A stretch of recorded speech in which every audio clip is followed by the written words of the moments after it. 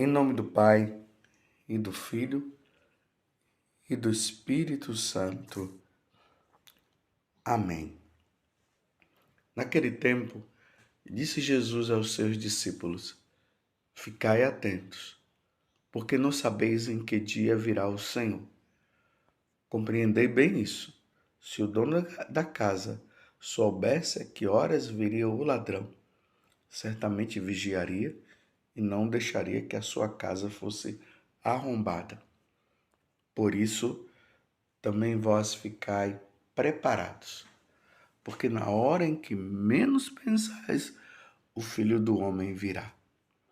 Qual é o empregado fiel e prudente que o Senhor colocou como responsável pelos demais empregados para lhe dar alimento na hora certa? Feliz o empregado cujo Senhor o encontrar agindo assim, quando voltar. Em verdade vos digo, ele lhe confiará a administração de todos os seus bens. Mas, se o empregado mal pensar, meu senhor está demorando, e começar a bater nos companheiros, a comer e a beber com os bêbados, então o senhor desse empregado virá no dia em que ele não espera e na hora em que ele não sabe. Ele o partirá ao meio e lhe imporá a sorte dos hipócritas. Ali haverá choro e ranger de dentes. Palavra da salvação. Glória a vós, Senhor. Meus irmãos e minhas irmãs, estamos agora no capítulo 24, do versículo 42 a 51 do Evangelho de São Mateus. Diante desta parábola, essas duas parábolas que Jesus fala para explicar o que ele está querendo nos dizer, fiquemos atentos a essa primeira frase, que até mesmo que Jesus nos diz: ficai atentos, porque não sabeis em que dia virá o Senhor. Ficai atentos. Nós que dirigimos, nós sabemos muito bem que no semáforo, quando ele fica amarelo, ele está dizendo: ficai atentos. Olha, não dá mais para ultrapassar não, para o seu carro. É assim. Ficai atentos. Porque é um grande risco a pessoa passar com o sinal já amarelo, que pode causar algum problema, pode causar algum acidente. Então, ficai atentos. É isso que Jesus está dizendo. Ficai atentos para quê? Ficai atentos porque o Senhor prometeu que ele virá na segunda vez. Jesus veio a primeira vez para colocar a casa em ordem. Vou explicar melhor. Depois do pecado de Adão e Eva, o mundo ficou numa desordem muito grande. O paraíso terrestre era uma ordem, era uma harmonia muito grande. Uma harmonia com Deus, com os animais, com as plantas, com tudo. Era uma harmonia. O pecado causou uma desarmonia. O homem já não tinha um bom relacionamento com Deus. Você vê lá no capítulo 4 do livro do Gênesis, Caim que mata o seu irmão Abel e mata por inveja. E aí nós vamos vendo os homens pecando contra Deus. Tanto que no livro do Gênesis, no capítulo 6, lá vai dizer que Deus até se arrependeu de ter criado o homem. O homem ficou nessa desarmonia. Jesus A segunda pessoa da Santíssima Trindade vem do céu para colocar tudo em ordem. E Jesus colocou tudo em ordem quando ele morreu na cruz. Só que agora o homem precisa estar unido a Deus, fazer a vontade de Deus, para ele estar em ordem, para ele estar em comunhão com Deus. Para estar em comunhão com Deus, nós teremos que dizer para Deus: Senhor, me ajuda. Vem Espírito Santo, socorrei-me sem demora. Me ajude, porque por mim mesmo eu não consigo entrar em comunhão contigo. Eu não consigo entrar em comunhão com Deus. Vocês estão entendendo, né? Então, esse tempo que nós temos de vida, ele precisa estar, nós precisamos estar atentos ao Senhor, a Jesus, que disse que ele voltará. Só que agora ele não vai voltar mais para morrer na cruz, para apontar para nós o caminho que nós devemos seguir. Ele voltará. Ele foi para o céu e ele voltará para levar aqueles que estão vivendo uma vida de comunhão com Deus, que estão amando, servindo a Deus, que estão se perdoando, que estão na luta contra o pecado. Ele virá buscar essas pessoas e levar para o reino eterno, para o reino de Deus, para vivermos eternamente no céu. Só que Jesus, ele não disse o dia e nem a hora que ele vai voltar. Ele vai voltar a qualquer momento. Por isso que hoje, no Evangelho, ele está contando essas parábolas para nós entendermos, né? Por exemplo, quando ele fala do ladrão, o ladrão não avisa a hora que ele vai na casa daquela pessoa. Ele chega de repente. Quando pensa que não, ele já entrou, já roubou, já levou. Se a pessoa estiver ali, ele rende as pessoas, pode até matar as pessoas. Se não tiver ninguém, ele pega as coisas, leva, e quando o dono da casa chega, as coisas já foram todas levadas. Vê que parábola maravilhosa que ele conta para nós entendermos como será a segunda vinda de nosso Senhor. Então, como é que ele quer que nós estejamos quando ele vier? Ele quer que nós estejamos levando uma vida santa. Nós não podemos levar uma vida de pecado. Como na parábola diz, já que o meu Senhor não chegou, então vamos chegar e vamos bater, vamos espancar, vamos fazer tudo que é errado. Sendo que ele poderá chegar a qualquer momento. Então, nesse tempo de espera da segunda vinda de Jesus, nós precisamos estar vigiando, nós precisamos estar numa vida santa, numa vida irrepreensível. Se nós cairmos, nós vamos lá, pedimos perdão a Deus e recomeçamos de novo. Porque se Jesus chegar e nos encontrar numa vida de pecado, numa vida errada, numa vida de dissimulação. Vocês viram o finalzinho do evangelho de hoje? Ele diz assim: se ele chegar e encontrar o empregado, se ele nos encontrar de qualquer jeito, levando uma vida de pecado, numa vida errada, ele diz assim: ele o partirá ao meio, ele imporá a sorte dos hipócritas. Meus irmãos, não sejamos bobos.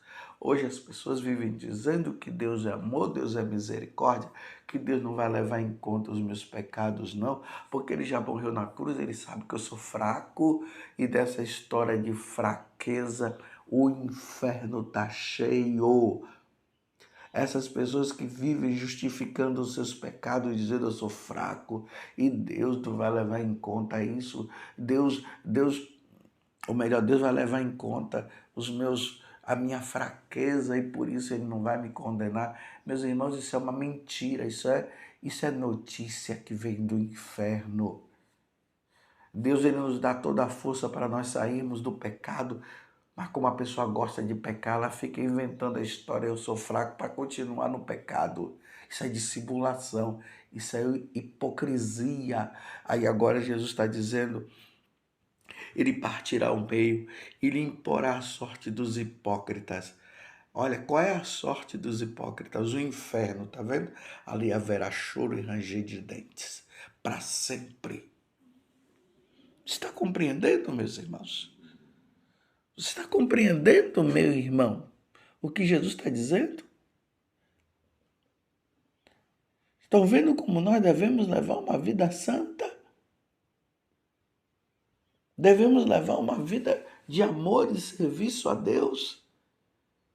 Devemos tirar todos os entulhos da nossa vida? Quem está levando uma vida sem Deus precisa levar agora a vida com Deus? Só que Jesus ele vem a qualquer momento, nós não sabemos a hora. Agora mesmo, meus irmãos, alguém está indo ao encontro de Deus e Deus está vindo ao encontro dele. Mas já pensou se Jesus chegar e me encontrar no pecado, pecando? Já pensou se Jesus te encontrar no pecado, no motel, roubando, fazendo mal para o outro, blasfemando contra Deus, mentindo, vivendo uma vida de hipocrisia? O destino será o inferno. E Deus não nos quer no inferno. Deus nos quer no céu. Você entende, meus irmãos? Que situação difícil que nós estamos vivendo. Recentemente eu estava conversando com uma pessoa que ela havia perdido um ente querido dela. Ela rezava muito pela conversão dessa pessoa e infelizmente deu um ataque fulminante. A pessoa morreu sem a devida conversão. Morreu adulterando. Não teve tempo de se confessar, não teve tempo de se arrepender. Deus chegou numa hora que não deveria chegar. Deus veio buscar numa hora que não deveria buscar. Só que Deus foi dando chance para essa pessoa. E como deu chance, e como Deus deu oportunidades, e muitas oportunidades para ela. Não fique pensando que Deus estava fazendo disso um momento de felicidade ou de sarcasmo. Agora eu vou pegar, agora que ele está no erro, eu vou chegar e vou levá-lo para ele receber o destino dos hipócritas. Ali onde haverá choro e ranger de dente, agora eu vou pegar. Não, meus irmãos. Deus foi dando chance, foi dando chance, foi dando chance. Só que tinha chegado a hora dele ir. Você compreendeu? Que coisa! Jesus veio no momento em que Jesus não deveria vir, mas ele veio. E Jesus levou essa pessoa no pecado. Agora não venha com a história, né? Aí nós vamos justificar agora. Ah, Deus é misericórdia, Deus é amor, mas mesmo assim naquele momento ele se arrependeu e tal. Eu não estou julgando essa pessoa. Eu só estou dizendo que ela morreu pecando. Ela estava no adultério. Jesus veio no momento que ele não deveria vir, mas ele veio. Jesus não poderia ter dado mais um tempo, ainda mais que aquela outra estava rezando pela conversão dela, mas Jesus respeitou a liberdade. Ele não quis mudar. Essa pessoa não quis mudar. Deus me livre de Jesus chegar e me encontrar no pecado, meus irmãos. Deus me livre. Nossa Senhora me ajuda. Aqui eu quero falar como São Felipe Neri dizia, ele falava: Senhor, coloca a mão na minha cabeça e não tira a mão da minha cabeça, não, porque o Senhor sabe quem eu sou. Eu não estou fazendo drama, não, eu estou falando, meus irmãos, uma verdade, é a realidade.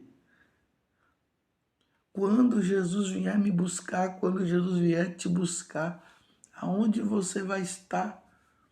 Lembremos o que Jesus falou para Adão: Adão, onde estás?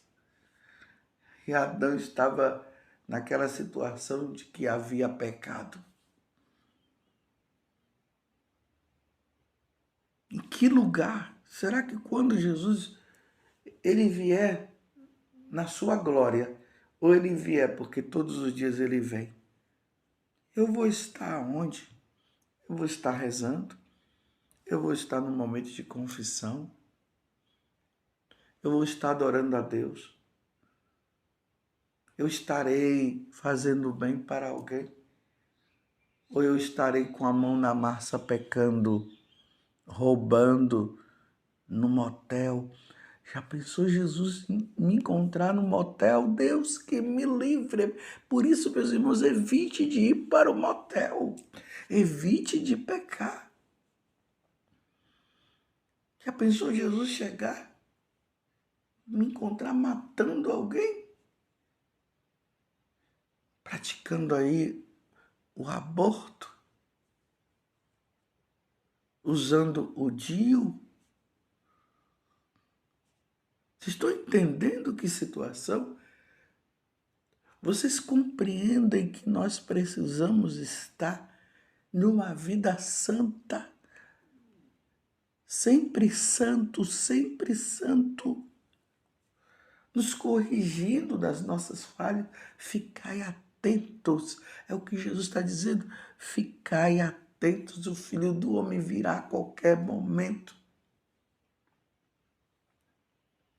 Mas que bonito quando Jesus vem no momento em que estamos bem com Ele, numa vida santa, sem peso na consciência e vivendo na graça. Foi assim, meus irmãos, que os santos morreram. Por isso que eu recomendo, leiam a biografia dos santos, que você vai ver. Os santos morreram como santos. Morreram na vida de santidade. São Francisco Xavier, ele morreu indo para o Japão para pregar o Evangelho. Naquele ardor que ele tinha, naquele desejo de santidade, ele indo para converter os irmãos que estavam numa vida errada, mas ele não estava indo somente para converter, mas ele estava vivendo também a vida de convertido. Não é daquele tipo que estava indo para pregar o Evangelho, mas estava vivendo uma hipocrisia. Não estava vivendo o que era para viver. Colocava fardos pesados nas costas dos outros e não vivia. Estava vivendo a vida de santidade e ali ele morreu. E eu pergunto para você, você acha que São Francisco Xavier ele foi condenado? Claro que não. Mas e aquelas pessoas que não querem viver a santidade? Se você está vivendo alguma situação, meus irmãos, se vocês estão vivendo ou você está vivendo e você precisa resolver, resolva hoje, resolva agora.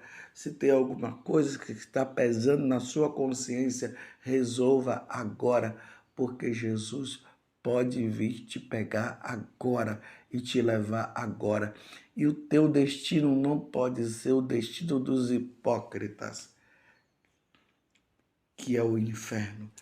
O teu destino e o meu destino precisará ser o destino daqueles que vivem como santos, que vivem a santidade. O destino daqueles que vivem a santidade é a visão beatífica, é o céu, é a alegria eterna. Vamos viver como santos, meus irmãos.